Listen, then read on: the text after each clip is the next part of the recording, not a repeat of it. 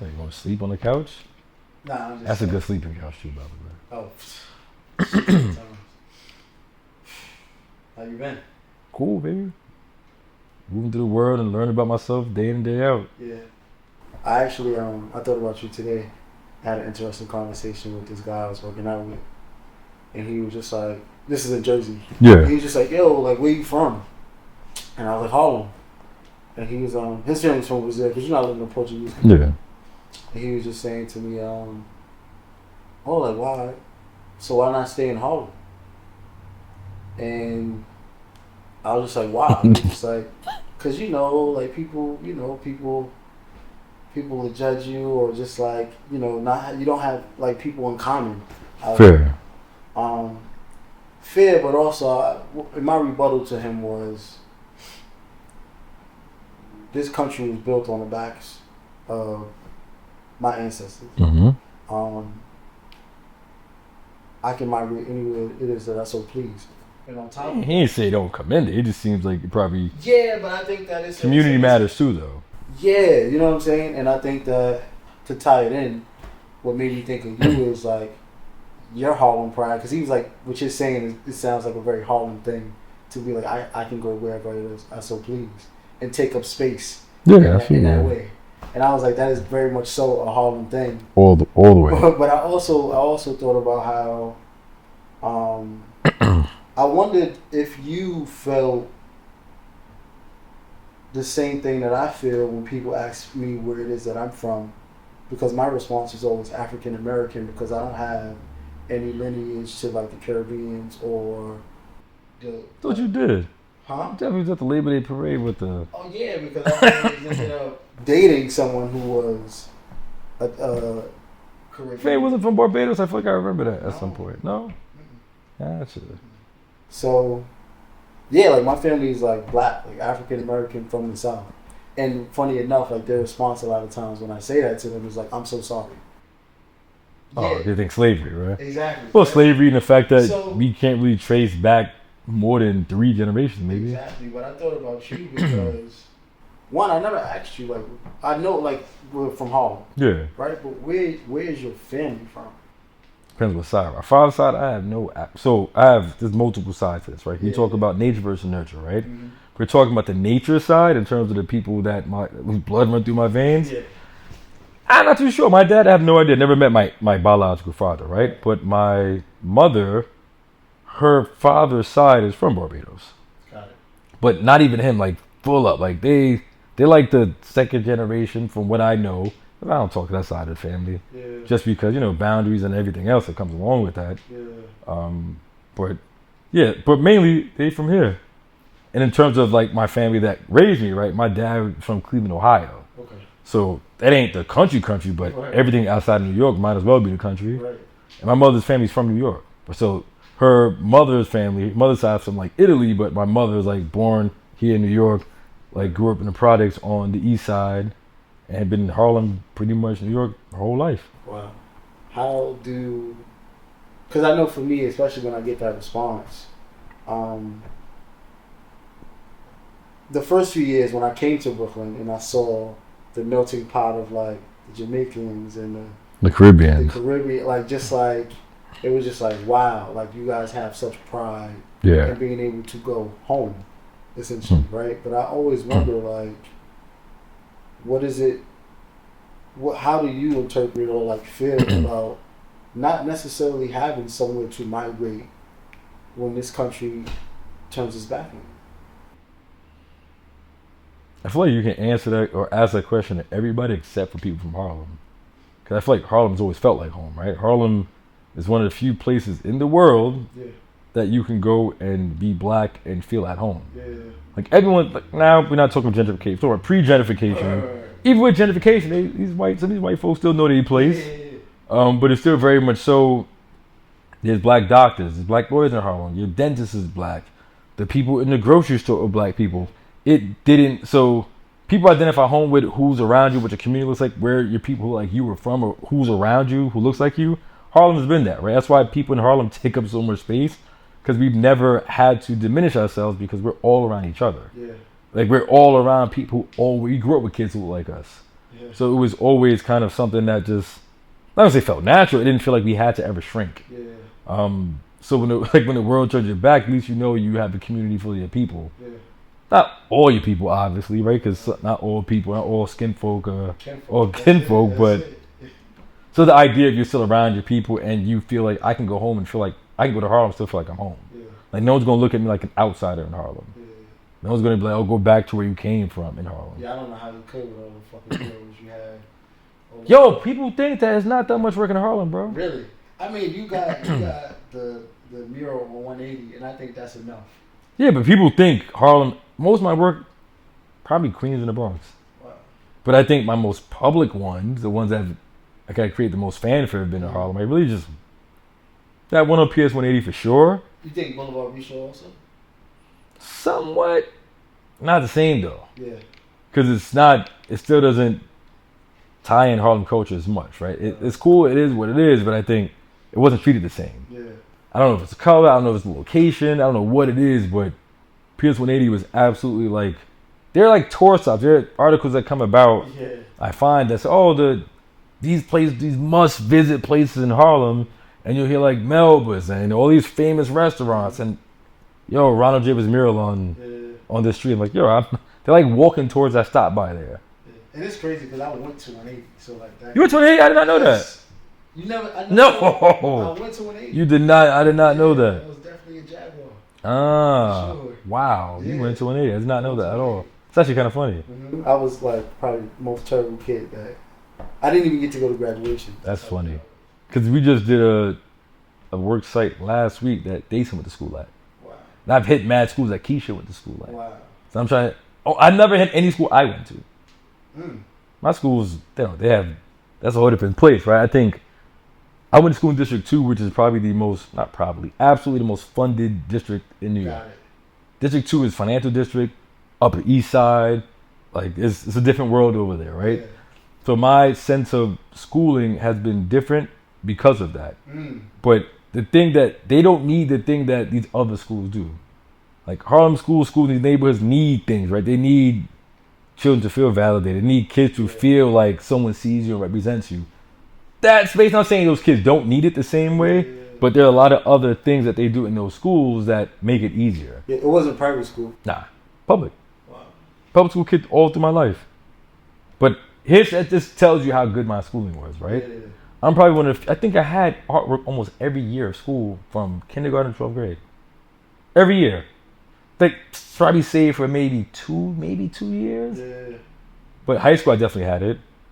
Middle school, I think 7th and 8th grade, I had it. Elementary school, I definitely, like, my art is still in my elementary school, by the way. Like, they have my art framed in the wall from 30 years ago. Just because it was. You don't visit. I went once for some kind of like ceremony or whatever. Yeah. Some alumni situation. Like, we need your artwork here. I'm like, whoever the principal, I forget his name. Sorry, principal. But there was my equivalent. Like, yo, I have my artwork right here. And my name is like tiny right there. Like, I'm right here. But this was 20 something years ago at the time, but now 30 years ago. It just shows how much respect they have for the arts. Because they've kept that from 1994. Yeah. And it should still be there. I don't know if it's there now, but it absolutely was there last time I went, probably in my early 30s. Yeah. You kind of spoke to it. Funny enough, you kind of spoke to it earlier in the interview. And I've never had the courage to ask you outside of this interview up until I like text you and was just like, are you open to it? But I'm curious to know about your experience. Not your experience being adopted, but also like how it's impacted you as an individual. So people hear this word adopted and think I've had like a horrible life. I did not. There are a lot of people who do though, right? So I set up the Children's Rights, right? I sit on the board of National Advisory Committee for Children's Rights, who's an organization that their whole purpose is to make sure kids at different aspects of the system, from foster care, the adoption system, juvenile detention system, to even immigration system, are treated with respect, dignity, and all the above, right? Mm-hmm. So they fight for outcomes that look like mine. Meaning, there are tons of kids who you hear stories of, my family abandoned me or whatever happened, they pulled me from my family. I've been walking around with this bag with my stuff for the last X amount of years and I aged out, I've been homeless. I didn't have that. Yeah. Like, I'm what they're shooting for. Like, I was brought into a family that was an amazing family.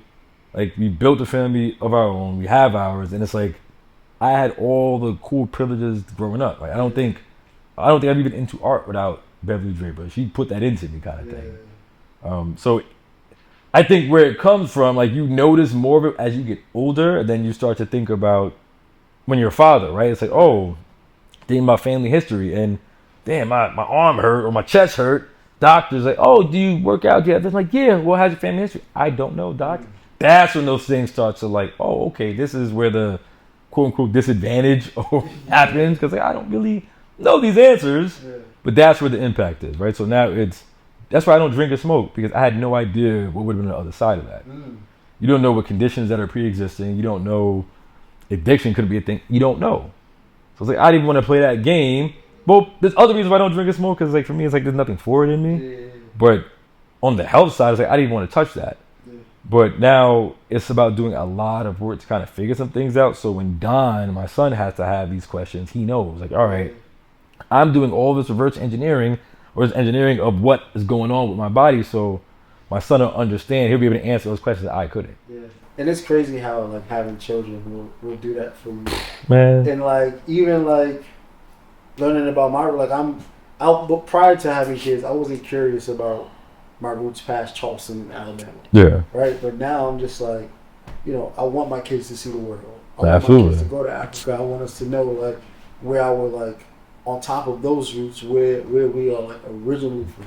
If we can find it, you know how that goes. Absolutely. But yeah, I think that it's evident in your confidence that you didn't have a bad experience. Oh. Yeah, you didn't have a bad experience. I don't know. Like, the privileges, like, I've had to understand and grow and be aware of my privilege these days, because I have friends who dealt with some stuff. Like, I had to deal with none of that. Like, we had food in our fridge all the time. Yeah. Like, we had a house in Westchester. We had the apartment in Harlem that my mother moved to Westchester. So during maybe my upper grades, I was an upperclassman in high school, I moved back. I was living in that apartment by myself. Yeah. It was there. I was like, oh, why not? But that's a privilege to have an apartment there that at that particular time was relatively inexpensive, because you people hold on to things and you're paying the price they held on to, not the price that it is at market. Yeah. So I was able to afford and pay some of that apartment and have it and just still keep it and have that experience where I was living in Harlem not paying anything close to what people were paying at all. And that in itself was the privilege. Absolutely. Just having an apartment, having it period, having somewhere else to go to if you want in Westchester, having a rent rate that's much more favorable than a lot of other places in Harlem, and a relatively good neighborhood, a little shaky now, but all of that is part of the privilege that was kind of baked into my life. And you and I have this ongoing debate about privilege. I don't know if you remember it, when we were speaking to where I stand next to my mentors and like my experiences versus the people I grew up with, and how I would say like I've worked for these things, so it's not privilege, and you were just it's the same. It absolutely is privilege. It's the same. There's privilege that you're born with, that you inherit, right? That you were born into because of your parents, because of your life around you. So privilege that you build. Yeah. Like, it's a privilege that I get to just like buy things it's a privilege that I can just buy this artwork. Like, everyone can't. I worked for it, but so this might be the difference. Follow me. I never thought about it this way. Yeah. There's a difference between being able to afford something once and buying it more than once because you want to, right? Like, cool, people might be able to buy a piece of artwork. I can buy artwork, not necessarily at will, but when I want to, it's something that's really part of the world that I built. Right. So any part of the world that you have built is also part of your privilege, because you gain access. All that access is new to you. Yeah. You built it, but let's not forget that it's privilege. Yeah, people think privilege like it's handed to you. Yeah, exactly. That's one part of it, but the other part is the privilege that you build for yourself. Yeah. And I recently started to understand that, because I think it's such a negative connotation tied to privilege, because it's just like you think spoiled brat. Somebody who just gets anything they want, but also these are all these get it from the mud motherfuckers who be talking that shit too. Don Draper's little ass when we move into the world. You think I'm an asshole? Yeah. This kid's gonna have whatever he wants. Yeah. But I built that for him. Yeah. But I benefit from my privilege, and so does he. So does my wife. So does my family. So the game is to make sure that wherever my ceiling is his floor. Yeah.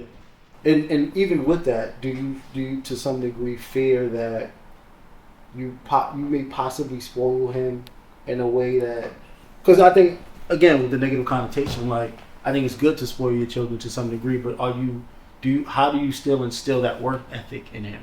I think it's still the work and the choices. Like, let's still have him understand the choices he makes. I think we're still trying to figure it out now. He's still a little kid. But I always hear the expression like strong men build weak kids and weak men build strong kids, right? So it was just the idea of having to understand like, I got money, you don't, right? And this is how we figure this out. Like, we built this how I built it, and here's how you can build it of your own. But also, here's his help. You need something, I will absolutely make calls if you need me to. I was telling Dason that the other day, right? Dason, that might hit us later, I'm sorry, but he's very much so, I'm going to pull it from my, because it's like he has that whole thought of, or not just him, a lot of folks, I got to get it from the mud, I got to do it myself. While you're doing it yourself, everyone else you're competing against, if there's 50 seats for something that you want, you're trying to get it from the mud, 49 of those dudes, probably all 50, are all like, yo, who can I call? Who do I know here? Yeah. And I'm all for that. I tell you all the time, what you need, you're looking for something, call me. Yeah. If I can make a call, I will. That's the privilege that we build too, that we share. Yeah. But it's just the idea that, little by little, understand like this is work that comes with this, and here's yours to build. Yeah. Like, this is where I am, and this is where you got to build it from here. My mother, like, I got into it years ago with someone in my family who used to call me spoiled. Mm-hmm. Like, you were out of your damn mind calling me spoiled. Yeah. But there's a difference between being spoiled and benefiting from the privilege that was afforded to you. Yeah. I absolutely benefit from the privilege that's afforded to me. But I took that and now I do my own thing with it. So, you're asking how to have it. I don't know, but I know I am the example, though. Like, my mother, I'm not saying she would. If I'm like, yo, mom, I need this. I can't afford this. She'd move me right back in the house. I move back to my mother's house tomorrow. She'd love it. She'd love to have all of us in this one room.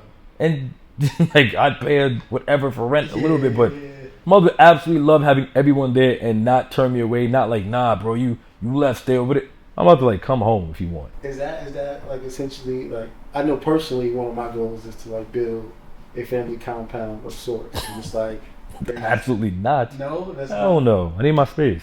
But no, I mean, but a compound you still have space. It's not like, far enough. I need more space.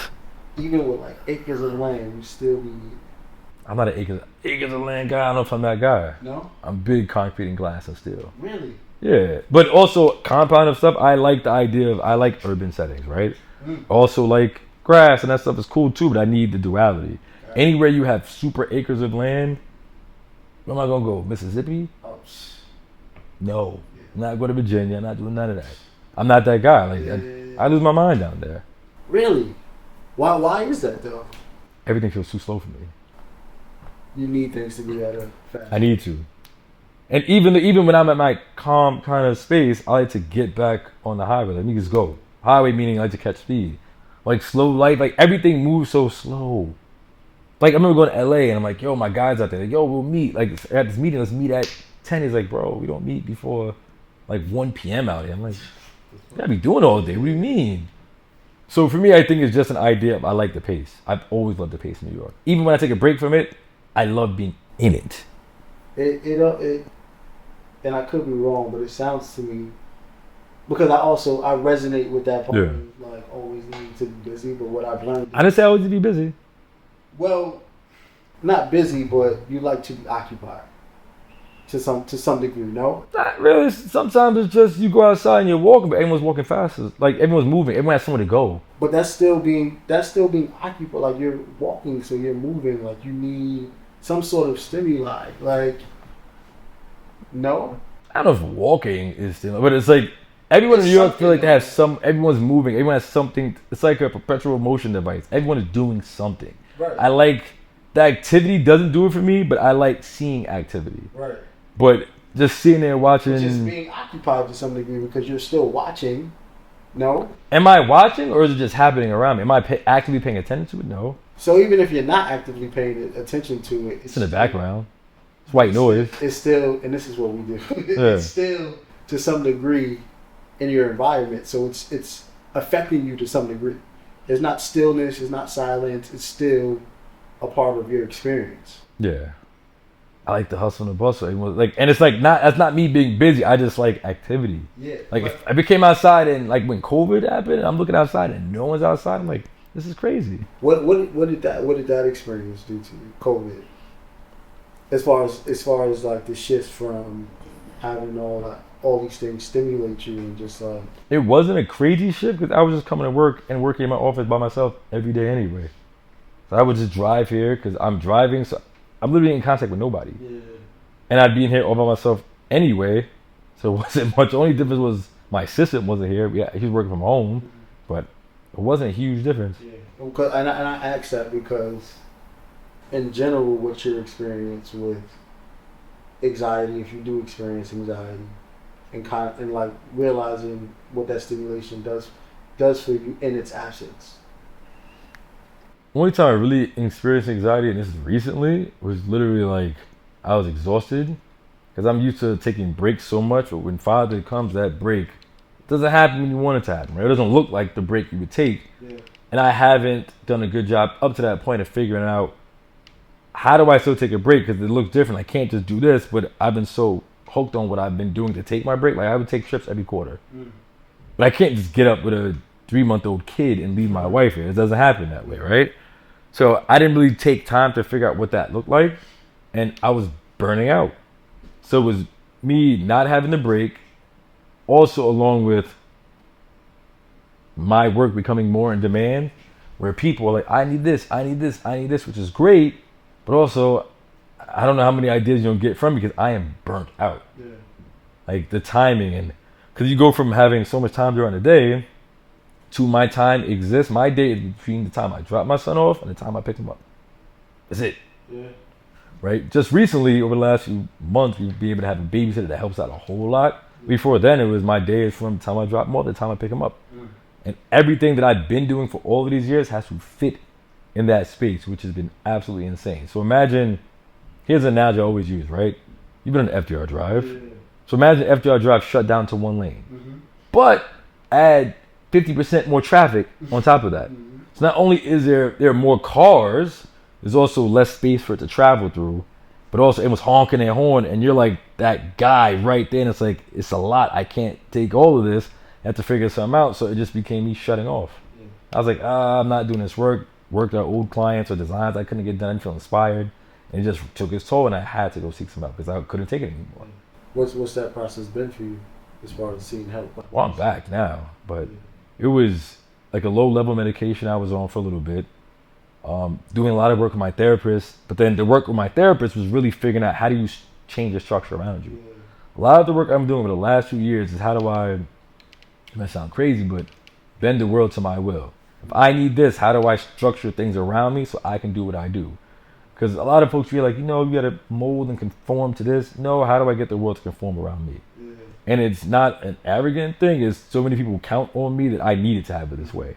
Or maybe I don't, but if I have the power to make it this way, then why settle for anything different? Yeah. So I was like, all right, we started sending out, like we talked about the idea of like making sure I kind of send out all I can in terms of this activity, right? Laundry, food, like daycare, send Don to school, all of these things that I don't have to think about day to day that I pay people to do that I can do. I can just focus on what I got to do. Yeah. So a lot of that was, all right, cool. How do you build in time for yourself?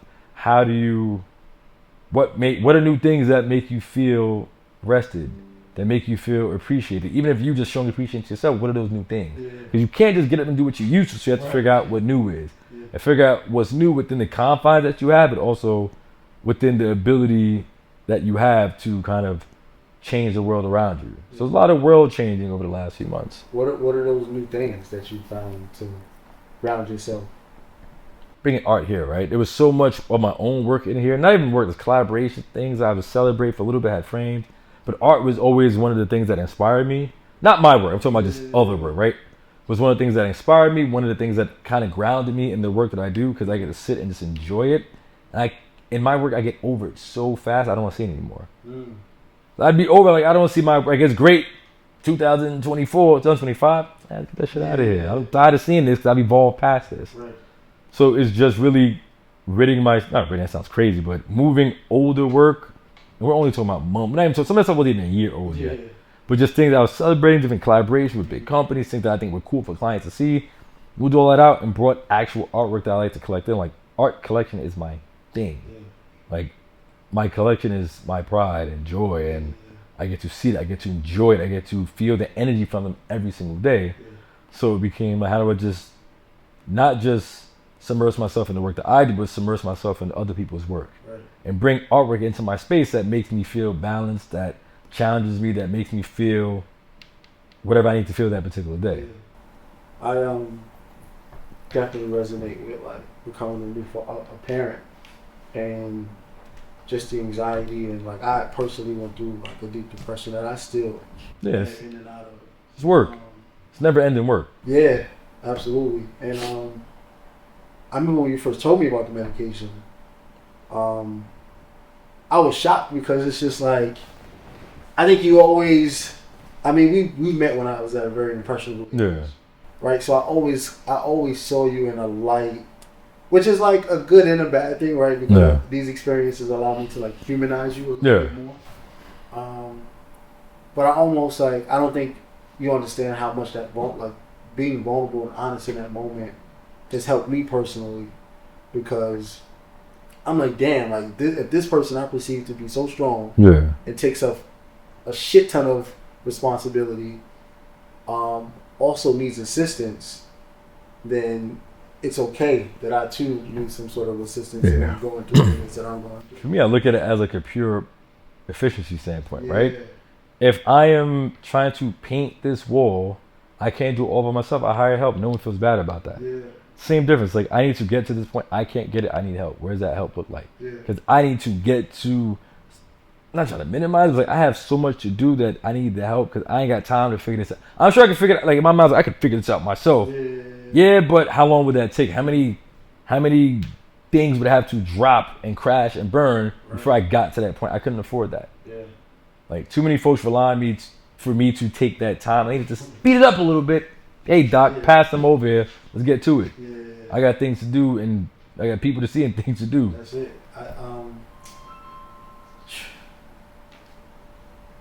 How long have we known each other now? Almost 10 years. 2016. Nope. I'm bugging. More than that. 2014. 14. So 11 years. That's probably give or take 11 years. My first. I don't remember the day I met. I remember the day I met Nassim, but then you came right after. And shout out to. It was heavy on us meeting. That was super random and so heavy that he sent you or sent. It might have been outside. Were you outside during that, or Nassim just came up? Yeah. So. It was in the middle of a class I'm teaching. He just walked in, disrupted my class, and said, "The principal told me to talk to him." Like, for one, shouldn't you be in class? Mm-hmm. Second, like, I have a class you're disturbing. We'll talk later, kind of thing. So the story behind that and what was pressuring us to meet you so much. I don't know this part. I'm curious about this. Yeah, it was because you had two creative individuals with no outlet. None. So you know that it was just like mayhem and chaos. Pure chaos. We need music production class, we need art class, we need this, we need that, and if you don't get it, I'm cutting up. We got nothing. We have nothing for this kid yet. We will send him here. There's no structure for this yet, but we're gonna figure this out. And he ended up letting me build that structure. Yeah, and we were just like, we were two individuals that were like relentless in what it is that we wanted, because we appreciated sports, but like it was a sport, like even back then, even more so, a sports predominantly school. Like everything was. I think it's getting way more now. Really? Yeah. Bro, they start winning. And just winning stuff. That makes sense. But you guys were the blueprint. Yeah, so it was just like, and I don't think me knew what to do with that energy. So I think when he can deal with an athlete who's like his grade, whatever, but he can't deal with someone who's like, decent, right? But he's just not coming in uniform, and it's like causing different types of mayhem. But it's like mayhem that's resolved with like creative expression. And like, I don't know what to do, but I don't think he really knew me. Right? No. But he did understand who I was and had that like reverence for who I was. So it was like, all right, go to Draper. Artist. There you go. Have fun. Even if it's in the middle of a class I was teaching that he just walked into. And that wasn't your first experience teaching? Nah. First experience teaching. It's a lot of informal situations, but the one I remember, Taino Tower. Backtrack. I was at this, had I don't know, Janisha is the superhero of nonprofit orgs. Mm-hmm. She had this like summit years ago. I forget what it's called. Sorry, Janisha. But she had the situation where you had nonprofits, people were interested in work with nonprofits, and just like these like workshops that people work together. I remember telling people like, oh, what do you want to say? I want to open an art nonprofit and do these things. But her advice was always, you guys, you can do all of this, but logistics are hell. Yeah. Find someone who just needs what you do. Mm. So I'm talking like, I want to run an art program. I just don't have a program to run it on or whatever. I literally said that dude next to me. It might have been I.K. Henry. Shout out to I.K. Henry, right? He was like, yo, I have a program and I don't have art. Mm. So it was that easy. Like, hey, I can give you Mondays at Taino Towers on the east side, working with your kids from like 3 to 4 or some shit like that. And that was 20, now I'm thinking through the math, it's been a while. That was 2012. Because 2013, it's 2012. So I remember 2013 this was. This is all different things mixed up here, but I ended up meeting, someone bought a piece of artwork from this art event, my first art event I had downtown somewhere, right? She came to pick it up months later. And she was walking uptown somewhere. I was going uptown. I was going to the barbershop, so we walked uptown. Yeah. And I remember telling her, like, oh, look, that's dope. Talking about the same art experience. I'm like, yo, I used to teach at this, we walk past, I used to teach at these buildings here. Art. She's like, oh, you teach art? I'm like, yeah, I didn't know that. Cool. Didn't speak. It was like April of like 2013. Yeah. April of 2014, she gives me a call, like, yo, I have this organization that I work for. I was looking for art educator. I thought of you. They want you. Like, they've heard about you. I don't know what you would have heard, but they hear good things. Cool. So they picked me up for 2 months that year. It was May and June of 2014. I was teaching at East Flatbush, where your sister used to go, a building your sister used to go to school in. Mm-hmm. So that's how I got into that space. Yeah. In those 2 months, Eagle somehow got a window of what I did. I think Hall was like, yo, you do what? You do this? Wait, you're an art teacher. You're a black guy. You're an artist, a practicing artist. You're a black man. You're a teacher. You're young. You do all of these things. Oh, no, I have the perfect place for you. Yeah. I'm like, where? Oh, Eagle Academy. By the time they kind of reached out, I already signed the contract with the other school. Yeah. So I split my time that first year at Eagle Academy. Mm-hmm. I was only there Monday and maybe Wednesday, I think it was. I was only there 2 days a week. Yeah, because I know it was like tricky trying to get you. Mondays and Wednesdays. I think that's why he sent us to your class. Only Mondays and Wednesdays. Yeah. So I was between 2 schools. And at the end of that school year, they were pretty much like, yo, what do you need from us to kind of like, we respect you serving the kids, but what do you need for, how do we get you here? We just want you here. Yeah. Like, what is your ask? What is your need? And I made my offer. We had to negotiate. And that's how I started working a lot more in depth with Eagle Academy. Is there any part of teaching that you miss? All the time, yes. I miss the connection, right? I miss turning the light bulbs on. Like, I absolutely miss that, man. All day. That was the best part of it. Like, it's like you have these light bulbs you turn on and you kind of watch them navigate the world. And it's funny, it's a perfect example, right? So many of my former students I'm still talking to still call me for advice on creative things. I'm like, call me all the time. Like, Amir was here. I taught him 5 years ago. He graduated. And he's like, yo, I have this creative idea and I need help with this. I'm like, yo, call me. It's cool. But I miss the creating the new ones. Like, now they're all into the world. They're all into their spaces that I helped them find in the world. But I missed, like, creating art spaces for kids who weren't necessarily, like, understanding of it. Yeah. Because Orange put it in a really good way. He said, kids struggle with art. Like, oh my God, you have so many kids who aren't into art. Yeah, take a kid who's never had math in their life and give them math at 13 and see what you get for the first time. Right. Give them math at 13, 14, and 9th grade. See what you get. That's what we were getting in high school because these kids weren't having art that whole time, right? Yeah. Art was something that I took as just being there, which is a luxury for a lot of schools. Yeah. A lot of kids didn't have it. A lot of kids didn't understand it. So I'm breaking through all of those things and like kind of turning on these lights these kids didn't know they had. Yeah. That I absolutely miss, like, all day. What I don't miss the grading. I don't miss the bureaucracy with the schools and all that other stuff. But I absolutely do miss teaching. Ironically, though, I've never even got to experience you in a classroom. Yeah, it transferred you out your 12th grade year. Yeah.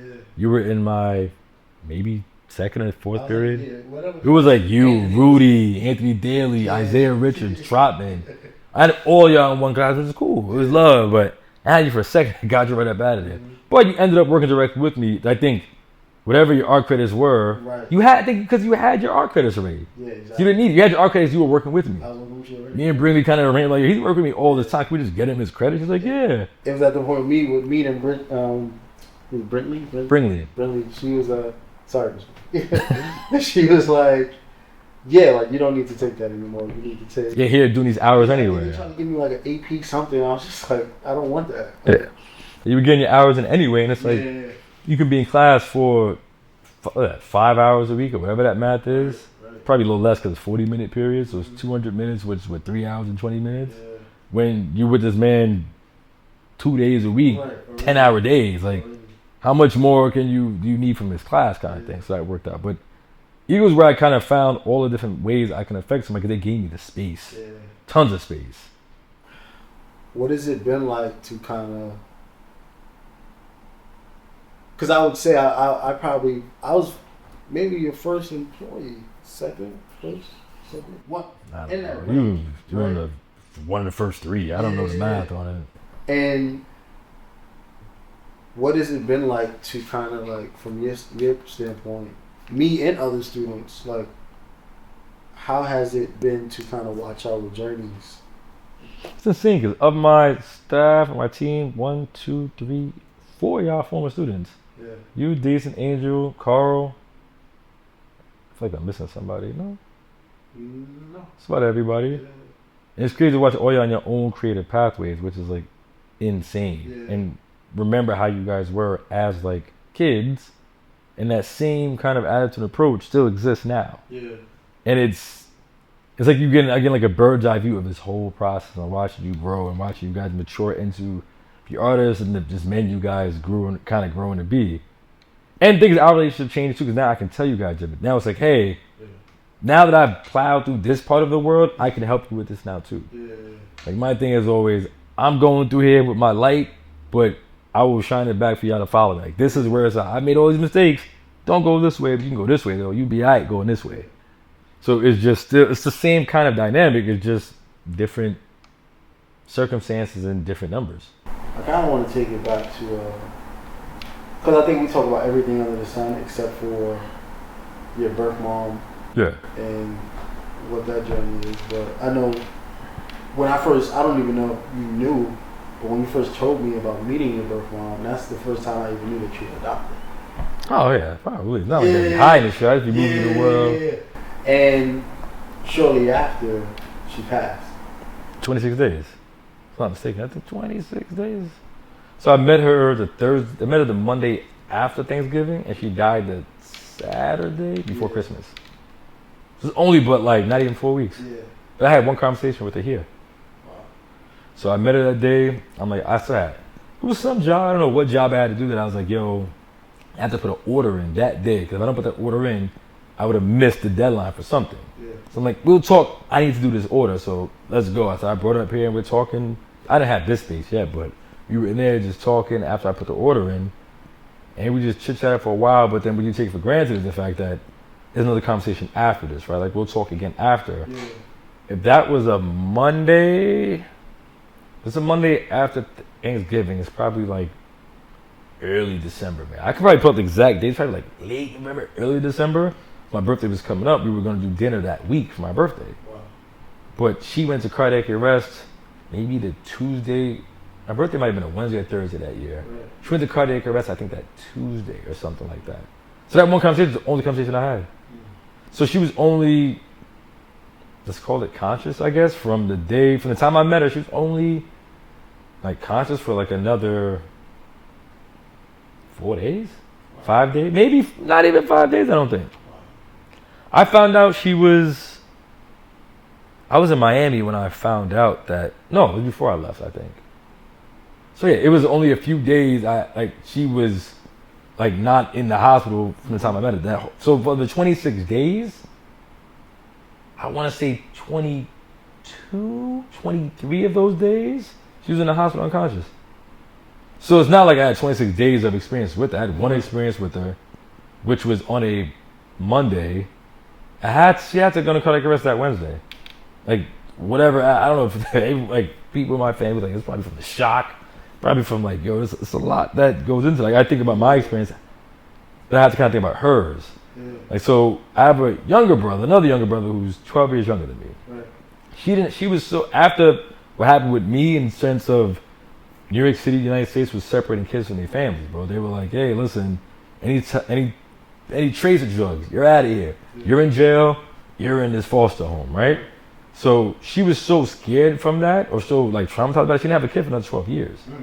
So my brother's 12 years younger than me. Wow. So I never thought about that perspective of her experience with me was so traumatized, for lack of a better term, that I can't imagine what she was thinking for all those years before she had another kid. Wow. And even though she had another kid, she always knew there was another one out there. And she knew I was out there somewhere. She was like, I don't know where you were, but I knew you were out there somewhere. Yeah. And it was just like this thing where they were in Harlem. Like, I probably could have walked past her. Like, when I met her, she was on 141st and Lenox. Like, I used to live on 139th over there. Yeah. So, who knows, we crossed paths, I wouldn't be surprised. But me thinking about her side was a whole different perspective. I was like, oh, wait, you had a son that you didn't see for 32 years up to that point. You see him and you know he's fine. And what also I think when I was talking to my cousin about it, they were like, yo, it might have been an issue of, not an issue, but something of, she was worried, like the worry might have been keeping her alive. Wow. No, so you know when your parents want you to come home and they can't sleep until you get home? Yeah. When they sleep, they crash. When you get home, they kind of crash. It maybe could have been something like that. It was like, yo, I don't know where this kid is. Cool. Oh, wow, I see he's there. I can exhale so much, but it might have been the anxiety. Might have been anxiety keeping her alive. Because it was immediately after. I'm not saying. I don't know how much of a coincidence I say is. You go into a heart attack, and I can imagine the amount of emotions that she went through, let alone me. Yeah, it sounds sounds very appropriate. But she was an adult when she had, so she had adult responses. I didn't really have no real response, and I didn't really know much. She knew me, I didn't know who she was. Mm-hmm. So her knowing me is a very different thing that she had to carry for all those years. Yeah. I didn't have to carry that. Right. So it was a very brief conversation. The only conversation we had was in my car until we got here. Then we sat here, talked a few hours. She was like amazed at like yo, this is amazing. Yeah. And I brought her home, and that was the last time I spoke to her. What was the most memorable thing about that conversation? Yo, let me ask about my father. That motherfucker dead. I'm like, damn. Like, he dead? Like, dead to you? He's like, nah, he dead. And he's dead, cool. So I knew that door was kind of shut for that moment. Yeah. So I was asked, like, now I got you here. What could we know? But also, she was like, your father was a mama's boy. It's like, you would have been the first son of your father, or you were the first son of your father, and your grandmother wanted no part. You're like, y'all were too young and not trying to do this shit. And so your father was a mama's boy, but he's dead now, man. I'm like, damn. That probably was like, I was like, jeez. What did it make you feel? Like? I know how niggas be sometimes. Yeah. But it's always like, oh, you know, the father, like, it's always this back and forth of why was this guy in the life, and you realize there's so many other factors. Yes. Like, now that we're fathers, we understand that community matters, right? So it might have been they're younger, they're probably in there, I think, maybe late 20s, give or take. And you might not have had that community to handle this child. Yeah. Especially talking about 1986. Yeah. Like nothing good was happening in 1986, right? Not in Harlem. Yeah, not in Harlem, right? You don't know what's going on. There's a lot of stuff going on here. But initially I was like, oh, damn, that was like harsh. But you know what? I'll come back to it. Like right now it's new for her. This is really emotional for both of us. Yeah. I'll come back to it. And I was like, I never got to get back to it. Never. How has that impacted? How has not only that conversation impacted you, but knowing that you'll never speak to her again, and like a lot of questions unanswered. A lot were unanswered, but a lot of them were answered though. Yeah. I think we were just talking about the circumstance and just how it came about, and her fighting a nurse at a Harlem hospital the day I was born, and all kinds of wild stuff. Yeah. But it was like it didn't feel incomplete. Like we spoke, and it felt like she was really understanding of the man that she saw, right? Because I remember talking to like one of my cousins, it's like my biological cousin, right? They were like, oh, we found you. And of course, you find me and you see I'm doing all this stuff. Like, oh, you gonna change your name back? Nigga, no. Yeah. Why would I change my name back? Hell no. Right. Because my biological family was Johnson. Like, I'm not changing my name back to Johnson, bro. Like, y'all should super black as it gets, right? Super black. So that's not happening, right? And no disrespect to y'all, but no. Yeah. Like, this is, I think I'm gonna go change my name for people. Like, no, hell no, right? I remember telling my mother, my biological mother, she was like, you absolutely do not, she's like, do not, like, the hell what your cousins are saying. Yeah. No, because, like, the woman who raised you did an amazing job. It's like, the woman who raised you did an amazing job, and I will not take that from her, kind of thing. So she was like, yo, I am happy with where you are. You owe me nothing. And I am, like, it's almost like, man, go ahead. Like, you're good. Almost like she was good, kind of thing. Like, I'm happy to know where you landed, because I can imagine the guilt that sits with her not knowing where your kid is. You have no idea. Kids get yanked into the system in all different places and put in all different places. Then to find out, I am fine. And so I married at the time. I think I was already married, too. Fine and married and all of these things. Like, oh, cool. So I'm not worried about you. I can finally go to sleep. Like your parents did all the time. And I'm sure you walked in the house late. Your mother waiting for you right there. You get home, she can sleep in peace. How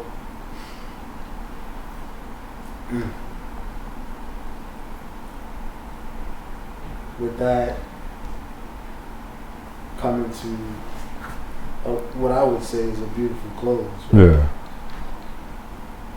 How much of, prior to that exchange, did you ever feel like something was missing? Yeah. You walk down the block, you kind of look like, God, could be my cousin, could be this. I feel like black people do that anyway, right? Because black fathers been wilding. Even, we're not talking about black fathers being good or bad. We're talking about just the fact that some dudes have multiple kids and multiple women. You could be a father to all your kids. And I mean all your kids know each other. Right. So it was just that question. But I think it was a lot of, like, once again, kind of where my family from kind of questions. But once again, I think the Harlem thing, even my parents being from Harlem, is still, nah, we from here. Like, we're from here, right here. Your brother lives here, your mom lives here, cousins is right down here. You're all from here. Like, so it kind of almost like reinforced the Harlem. It's like, all right, because you never know, right? I'm claiming Harlem all this time. Then my mother, oh yeah, we born in New Jersey. No offense to Jersey now, but whatever. But nothing. I lived it. His son's from New Jersey. No, he was actually born in Mount Sinai. His son lives in New Jersey. He was born in Mount Sinai. He was born in Mount Sinai. His son lives and he's from. No, he was born there. It's different. His son is from Newark, New Jersey. His dad is from Harlem. His dad's from Harlem. He's a Harlem dad. But his son is absolutely from Newark. It's okay. It's okay. His son is from Newark, New Jersey, bro. Oh, your daughter too. Your daughter even more so. Where's your daughter born? Absolutely, in New Jersey. Your kids are from New Jersey, and there's nothing wong with that. That sounds so crazy. But that's what it is. You know what your kids are not from New York. Yeah, they're not. And that's what it's going to be. But I think it's just to take a poetic close. Like, oh, my family is absolutely as Harlem as it probably could be. Like, you out. How old is your dad? That's about 50. That's 50 like that. He's probably. I would not be surprised if my mother would have been a little older than him. But your dad know everybody. Oh, absolutely. But your dad was uptown. Like, your dad's was in the 140s. If you ask your dad if he knew a set of twins that are a little older than him who used to be on 141st and Lennox, I'm sure he'd be like, yo, this is such and such and such. Dad be out ear to the streets. But my family is so, like, I'm surprised I haven't come across them before. And it just like reinforced who I was anyway. It's like, oh, damn, you don't know what you're gonna get. It's like, y'all from here? Y'all wilding out, still here? Like, I couldn't imagine being from anywhere else. I couldn't. It was not fun. I couldn't. And I appreciate Brooklyn for what it is. Yeah. But like, not fucking Harlem. Yeah, not at all. It's a thing. But once again, I think I was telling someone, he was like, oh, you want to raise your son in Harlem? Yeah, Harlem is what Harlem does, right? But at the same time, that's opportunity, that intuition, that formula that allows us to take up space because we see black people in different, like, black doctors weren't like a thing to me. It was just like, yeah, you see black doctors, you see black cops, you see black dentists, you see, that's just what you saw. It wasn't foreign. It's not, it is special, but it wasn't special to me, if that makes sense. No. It's like, it was not, like, that's what the aim is. Most people don't realize. The aim is for it not to be special. Aim is for it to be what it is. But also what that is called privilege. It's like I had the privilege of being around black people who were doing things, who were moving and shaking. Right, my mother would say all the time. My mother who raised me was like, "Yo, people in Harlem be moving. You don't know where they going. It could be doing legal, could be doing illegal stuff, but they on the move. No one's sitting still. Everyone has something to do." And seeing that made it very clear. Like, what am I sitting here for? Like, there's always something to do, whether it be work, whether it be like hanging out with the homies, whether it just be taking strolls. There's always something to do, and that became like a part of me. So I think having that exposure to Harlem and just all the good things, all the black people doing great things, like I want my son to be able to be around and understand these are the people he comes from. This is the work that he needs to take on from there.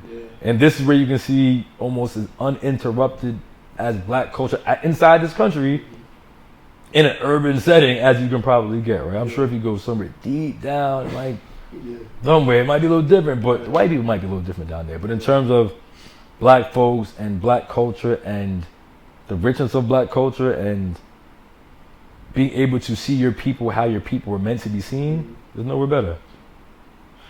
I kind of have like a two-part question. So, what do you think has impacted your leadership style? Okay. And I just had a blank. I lost part of my question, so I guess you can answer that question. What has impacted my leadership style? I feel like I've been this my whole life, right? In terms of leading from the front of the pack, right? Being more of the captain rather than the coach. So the captain is the guy who's in there with you, we're getting to it, and the coach is, from their perch, directing traffic kind of thing. The wild thing is that I'm transitioning to some degree from captain to coach. Because I have to. I can't. I've done as much as I can, probably as the captain of this shit. I mean, like, I can't be in the trenches. I can't be in the trenches with my team as much. Because we can, but this is where the capacity stops. Right. Because if I'm doing all this with y'all, or if I'm doing these things or certain things that I don't need to be doing, I can be doing other things. But the capacity stops here. If we want to do more, if we want to get more people paid, if we want to put more money in people's pockets, I have to be able to step away a little bit.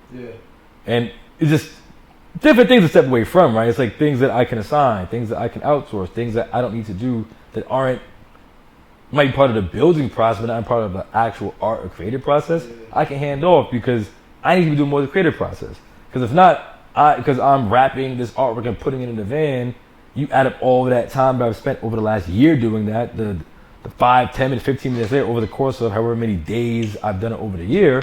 And now that could have been a whole other product that I built in that could have paid someone else to do this. So it's transitioning from that space and understanding like, all right, trust my people and empower my people. Like, this is what you do. This is what you're good at. This is what you're not good at. So to keep you away from that and kind of finding the position and building the spaces for that. I've done that with all of you. Don't feel bad about you. You were the absolute messiest. You had paint everywhere. No chance in hell. You never come to. I told you this year. You never come to a work site with me. Too messy. There's still paint on my door from you. All right, now speak to the good side. Speak to the good side. Yeah, but in terms of your capacity to cut and build, you're really good at that work. And you move on your time. So it was like I had to learn to work with you guys and like your time, especially you changed more when you had your son, where you were like, I can work late nights and do this. Like, all right, I'm just gonna build this around you. Because I can't do it. I can do it, but I have to build my structure around the work that you do and trust that you do it. If you don't do it, we all suffer here. And honestly, you are the person who led me towards creative direction. I don't even know if I told you that. Nope. I know all this shit. Yeah, like you led me towards creative direction because you told me, you were just like, your creative style is to like, you have an eye for detail, but you don't have a patience for detail. To do it yourself. You need to orchestrate a team and build a team to delegate tasks so you can get what it is. Like you're a producer, right? It's the age-old tale when talking about music producer. Are you a composer? Are you the person that plays the instrument? Or are you the person that conducts the orchestra? There's a difference. Where some people are really good at playing the instrument and you're really good at this. Some people are really good composers where I can see all of y'all working in harmony. So that's what my space is more now, right? So I used to do a lot of that. I still write the music, but I'm not playing the music as much anymore. Like writing and playing is exhausting. Did you study business? Yeah. That was my minor in school. Okay. Because I don't think you understand like you are the first black man that has made me feel comfortable. You're the only black man that I can call. I don't know what you're even about to go with. This sounds crazy though. How does it sound crazy? I don't know. Like only black man. It's like I feel like. What is that pressure? Like what is it? Not pressure. It just feels like. I don't know. Finish this and I'll finish that thought. Yeah. So you're the only black man that I can call, and you can like, you have no problem talking about numbers in regard to what it is that you have made or like projected to make. Yeah. Like, you're not private about. You be shook, bro. For what? I don't know. Yeah, and it's just like we have such a discomfort in sharing. Not like, and even like it's a shame that I worked for. You know, yeah. I still. What do you think that relationship is with money and business? Because it almost feels like it's not just school. It felt like it was implemented maybe earlier in your life to have such a like it's really a comfort with money. Yeah, my mother, once again, it's the privilege of having money, right? Yeah, so yeah. I'm not saying we grew up some silver spoon shit, but like our mother's house has like how many bedrooms? Like 7, 8 bedrooms in the house, 2-car garage, 4 bathrooms. Right. There's only like 3 of us in that house. We each had our own bathroom, like. Literally, like it was a privilege that, but my mother was also very, and I didn't understand a lot of that until later. Mm-hmm. It's not like I understood it at 7. Like, yeah, I understand none of that, but it was just things that started clicking. I'm like, oh shit, this makes sense now. What my mother was saying. Yeah. My mother used to tell me when I worked, 30% went into a can in her room upstairs. I'm like, yo, nah, it's my money, bro. We're not taking like 30%. Nah. Then you realize that 30% came from the fact that your housing is supposed to be no more than 30% of your income. Mm. If you can spend that, if you can put that away and not think about it, you can. That's how much of a place you can rent, right? I was like, oh shit, that's cool. But then also, like I knew how much my mother made. I knew, like I'd see my mother writing checks all the time and dealing with her checkbooks, and we'd go to the bank and like play with the ATMs with her. Not we didn't have no card. We just playing the Citibank and the ATMs. Just getting comfortable. Like it wasn't. Like going to the bank, take us to the bank all the time. We'd be going home, just stop at the bank. We all in the bank with her. Yeah. We all can't. You can't leave the kids in the car, so we all in the bank. And we're fucking around with the deposit slips, drawing all types of dumb shit. Yeah. But even if it's just even just me having it in my hands, it's not foreign. Yeah. So money never felt like crazy. Like I never feared the idea of money. But also it comes from privilege, right? It comes from the idea that I never had to. Like worry about money when I was growing up.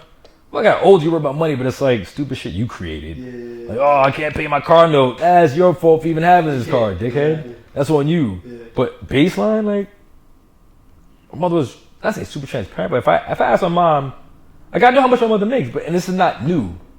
Like I've known that for a very long time.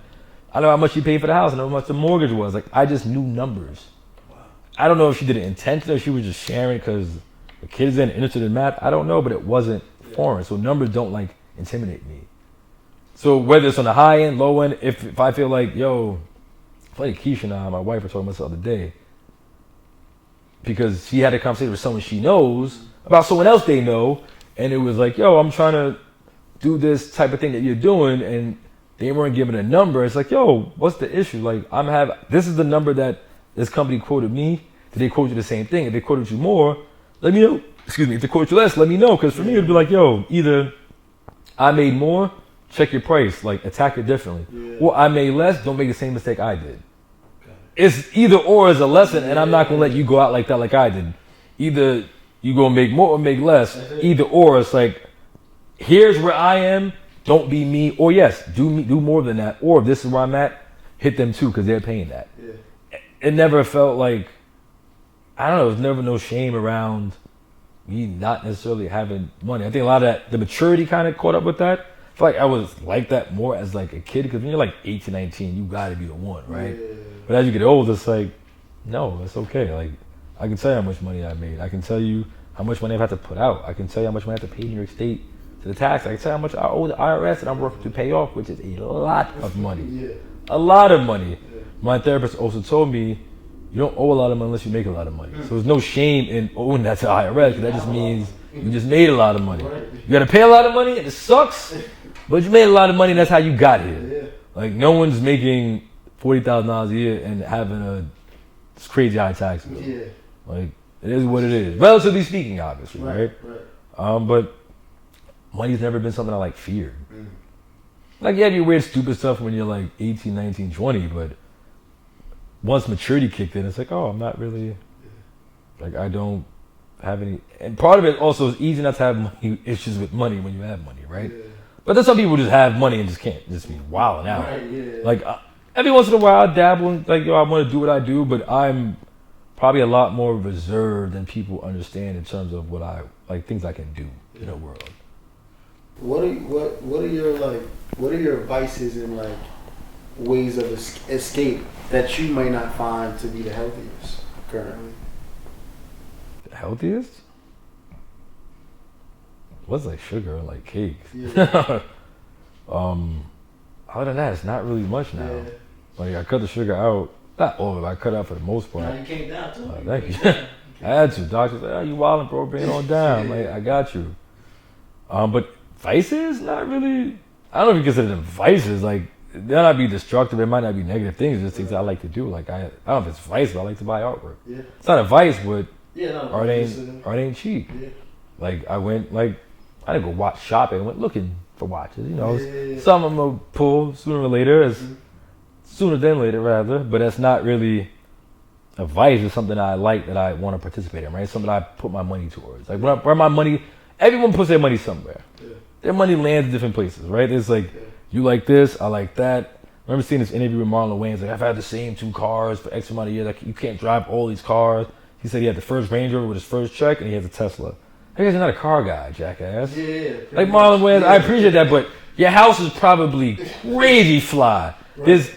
We all put our money into something, whether it be clothes, whether it be something. Yeah. So my thing is be intentional about where it goes. Intentional where it goes, but intentional that fills you, that fills your cup up, right? I like art.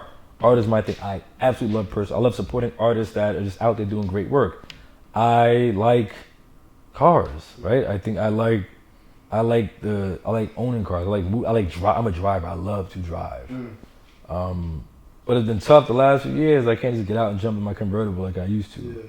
Because I cannot wait till my kid is old enough to be in a convertible. It's to be in a car with a car seat. Then we get to have some real fun. They get to be in some real kind of cool situations.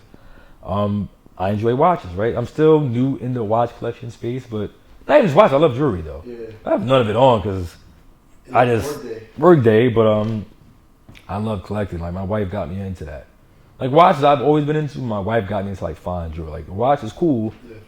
I remember having like a Rolex, like some like $20 bracelet on my other wrist, and she's like, "Yo, bro, what are we doing here? Like, you got to up it a little bit. Like, this is you can't have this this streetwear, just street jewelry on your bracelet, but having the Rolex on the wrist." So I was like, "All right, Spring Street bracelet." Yeah, it might have been.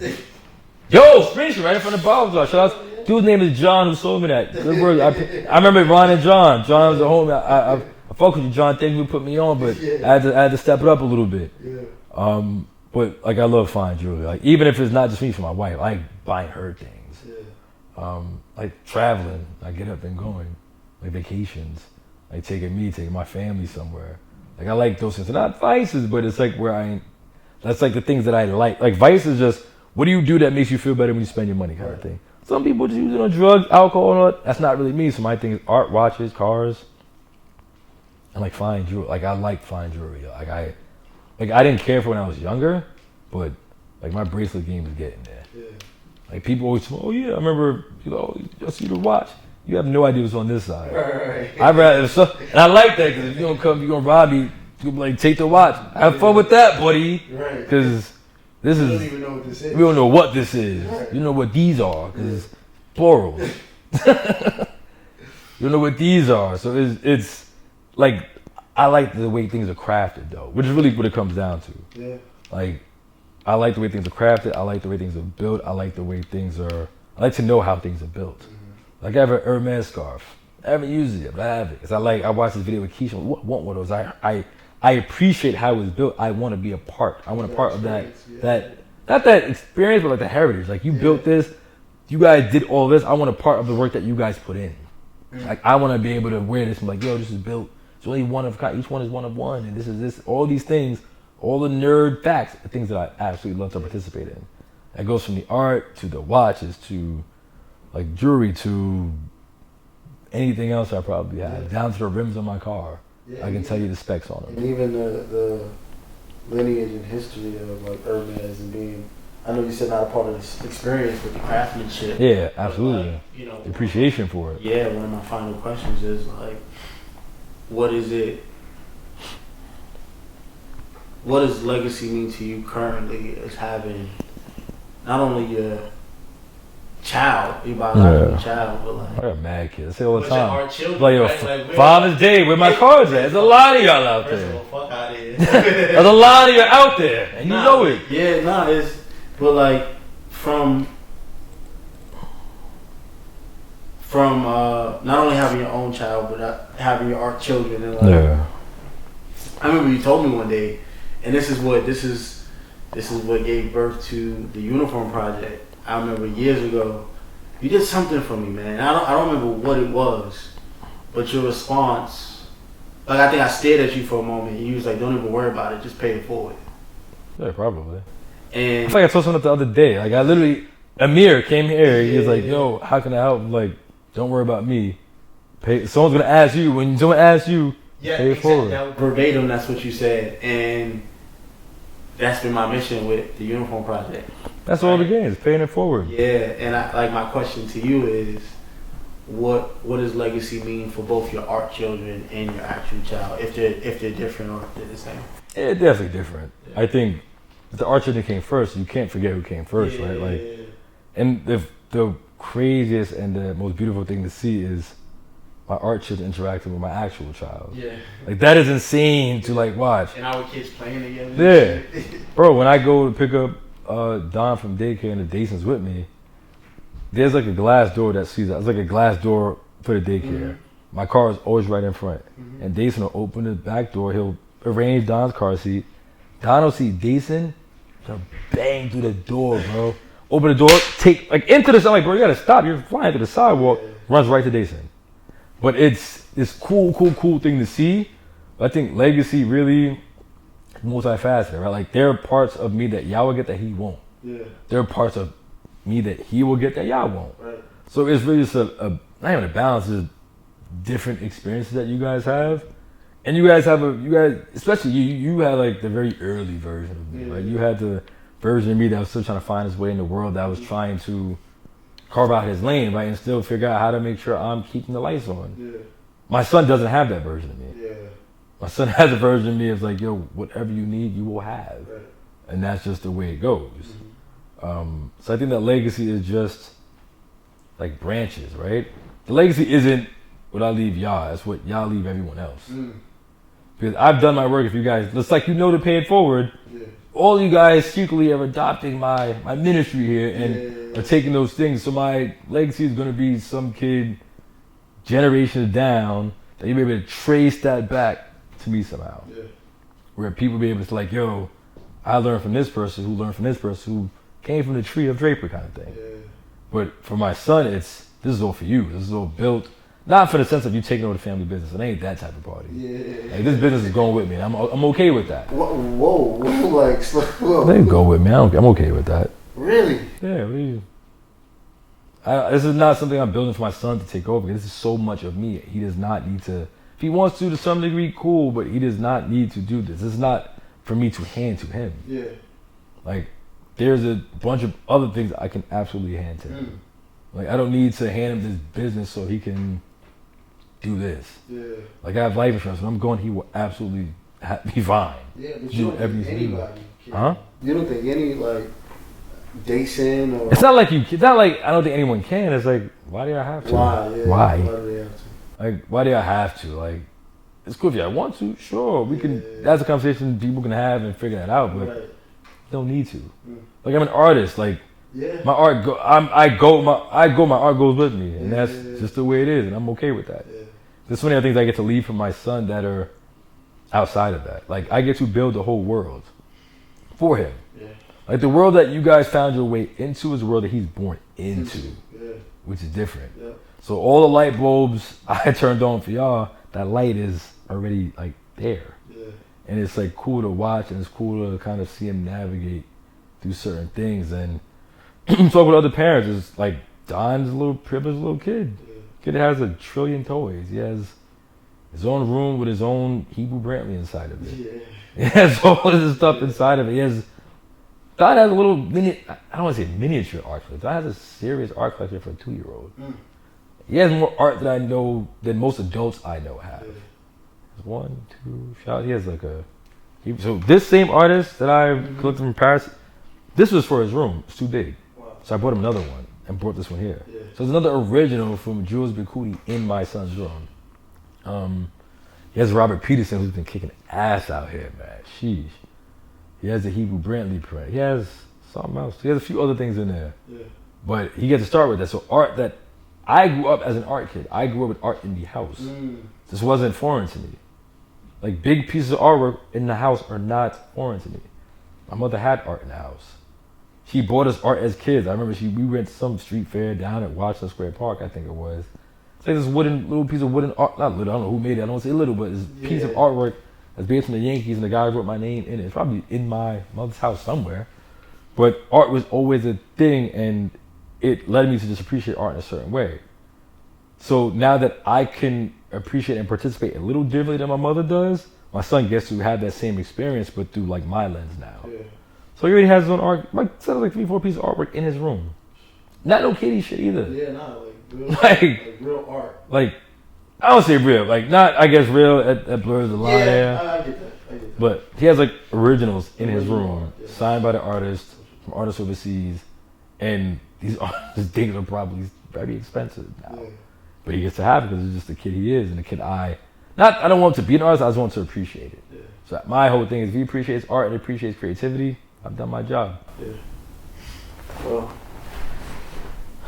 Ron, I can't thank you enough. I actually never heard you call me Ron. It's crazy. I can't thank you enough. It's like a son calling his father something by his first name. It's different. It's different. Nah, seriously, man. I make it a point to always like tell you how grateful I am. Nah, of course. Appreciate you. Because without you, not only do I not have the business mindset and the business is, the artist in me dies. Yeah. You know what I'm saying? And I think that they keep them both alive. They keep them both alive, and I like you are a big part of why I am who I am today. I appreciate that. And and just like you're always a call, like just to know that you're always a call away. I don't think you understand, because I don't know if you have that in your life. You know, someone to like always call on and kind of lean and depend on, right? I really did. I don't think it's because it wasn't presented to me. I don't know. I just was always self-sufficient. Like, I'm gonna do this. So it wasn't like, yo. So now it's people I read on for different things. Like I have my finance guy, I have my guy. So I'm like, yo, am I wilding kind of thing? But that happened. It's more like a peer kind of thing, more than it was like a mentor thing. Like I never had like a formalized like mentor. Yeah, that's what I'm saying. So like I think that to know that I always have that is like means the world to me. Yeah, it's tough to do things. It's tough to have that mentor when you're the first one doing something. Even at the first, but in terms, there's no one who's doing what I'm doing. Yeah. In terms of the work with the city I do, so who do I call? Yeah. There's no one to call. So I end up being the one that everyone else calls. But everyone's gonna make their money, so we all gotta do it. Ain't no fun doing it by yourself. No. Can't be the only guy with money. Yeah. Something you told me early on too. It's no fun being the only friend with money. Yeah, because you're paying for everything, you're buying everything. And so everyone to have fun the same way. That's it. And not have money be a thing. Yeah. Not have money be part of the equation. But you don't see that be done in practice, and I feel like you're the only person that we can actually touch. And that was crazy. That was nuts. That was nuts. You're the only person that is in our vicinity, in our community still, that we can still. Because the only other person that I can think of that says the same thing is Dane. As far as what it is that you're communicating. In terms of like, you all need to be up? Yeah, like I want to build other bosses. I don't want you guys to always work for me. Please educate me if you feel like there's someone else, but I know like the first time. But I feel like my circle's that. Yeah. It's tough. And my circle's that. My guys are like that. Yeah. That's probably why we're all together like that. Right? We all kind of share that kind of same mindset. Yeah. And I'm not, Dame, I think, is a little different, because I'm not trying to build. If you want to be a boss, cool. If you want to be someone who works for somebody, that's also cool too. I'm good on that. Mm-hmm. Do whatever makes sense. Some people aren't meant to be bosses, which is okay. Yeah. Some people, like, there are people who will try to be bosses. You should not be. People, they want to glorify that shit. That shit is work, bro. That shit is work. Like, when people don't know what it means to have everyone rely on you. Yeah. Like, people feed their families with the work that you have to put into. Yeah. And people glorify that, which is cool, but if you glorify being a boss, bro, how much of a boss are you? Like, I'm not saying people don't do it, but it's like, quiet money stays quiet. Yeah. You never hear me talking about, I'm a boss. I never said it in my life. No. Yeah. Ever. No, have you approached us in that man? You're probably the most fair person I've ever worked for. Like, you're the only person. Said feared person? Fair. Oh, fair. Like, fair. Like, yeah. Fair. Transparently, you're the only person that, like, if you say, hey, like, my business needs you to come back in the fold, I'll drop what I'm doing to come back. Transparent. Like, you're the only but it's also, I need you to come in the fold, but also, here's this money, right? Need this invoice. Here you go. Exactly, everyone paying. Right? But it's also like your leadership style. Like, I don't mesh with a lot of people. Yeah. But I think that your leadership style is just like in your approach to things and how fair and transparent you are. I think also a lot of that comes from teaching too. Yeah. You kind of have to be a fair and transparent person if you're teaching. Not if you're doing well at it, right? Not everyone's that.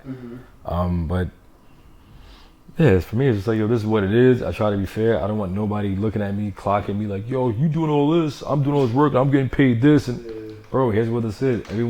I'm fair. Like, this is what it is. This is what I can pay you. I'm never going to cheat you.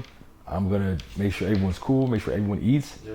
And you do what I need you to do, we'll all be fine here. That's it. It's like, there's nothing more. Like, what are we going to do? I'm not going to have people feeling like I'm cheating them ever. You ever see yourself turning back to teaching? Returning to teaching?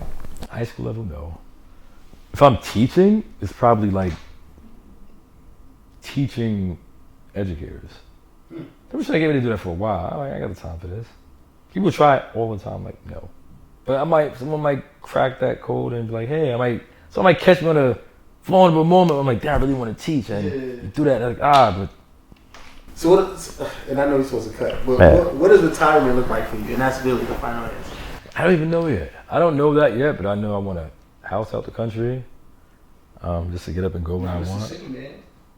I still live in the city, but I have a house in the country. If I want to travel, I can just go. Like, Don, let's go to Jamaica. Go to a house in Jamaica for the weekend or whatever. Yeah. Oh, 3-day weekend, we'll be in Jamaica. Somewhere that I can jump on Barbados is what I'm looking at. Barbados is a very nice island. Beautiful place to be at.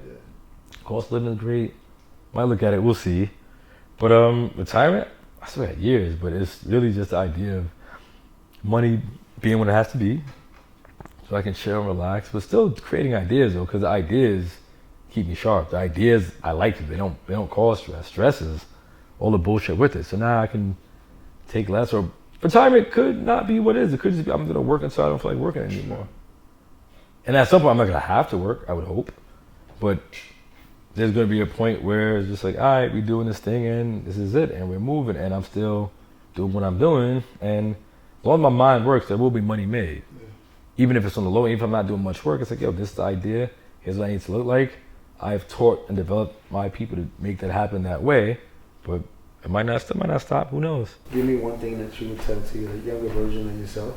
How young? I'll tell different versions of myself different things.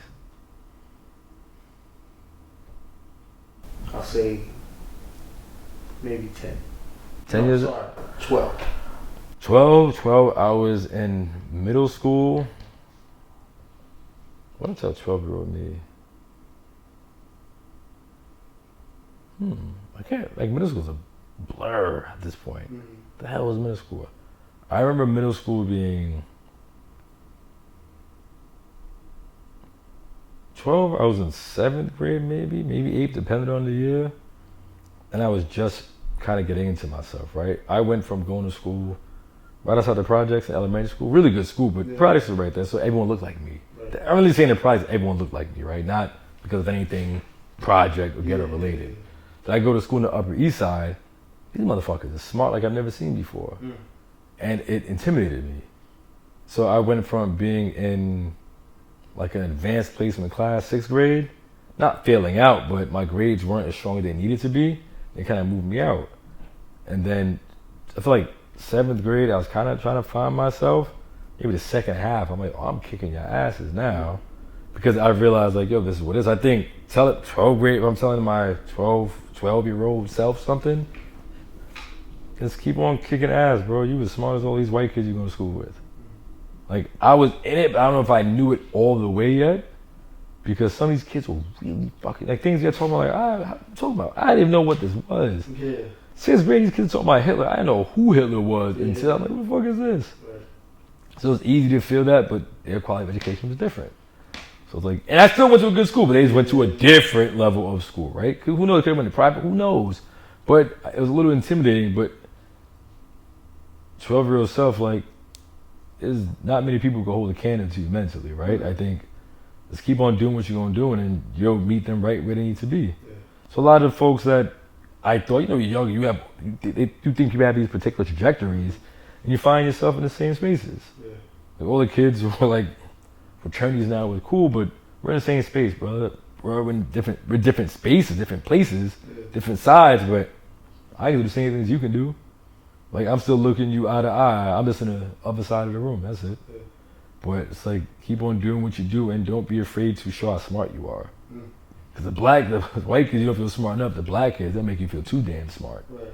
Like, this nerd ass nigga, you know it all ass motherfucker. Like, bro, why all this? So that in that moment, you probably, I would imagine that's what really built your confidence.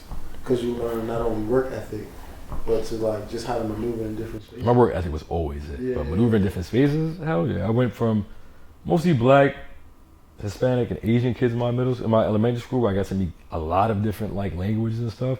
My middle school was a lot of like white kids, mixed too, but definitely a lot of white kids. My high school was hella diverse. Yeah.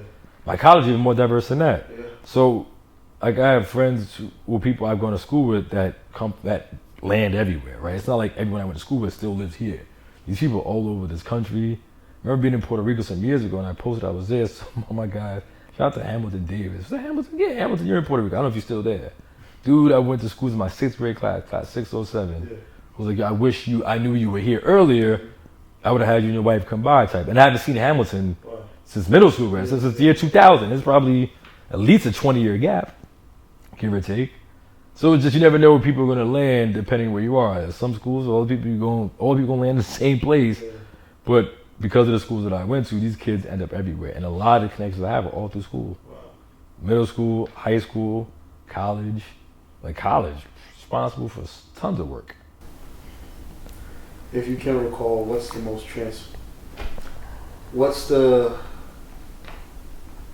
would you say you have seen me in my evolution be the most transformative? I'm trying to figure out how to phrase this.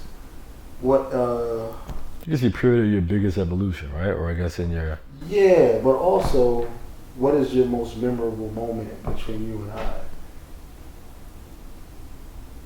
The most memorable? That's tough. A lot of memorable moments. Yeah.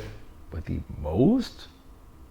I remember punching holes in these walls so y'all can patch them. So I'll teach you how to patch those holes. And teach you how to level. Like, that was... It's like watching your kid take his first steps. Yeah. Like, it's easy to forget everything else, but your first steps you kind of don't forget. Yeah. Like, I remember your first art show. I remember you prepping and the stress you were under doing that shit and cutting all them things and painting all that and having paint everywhere.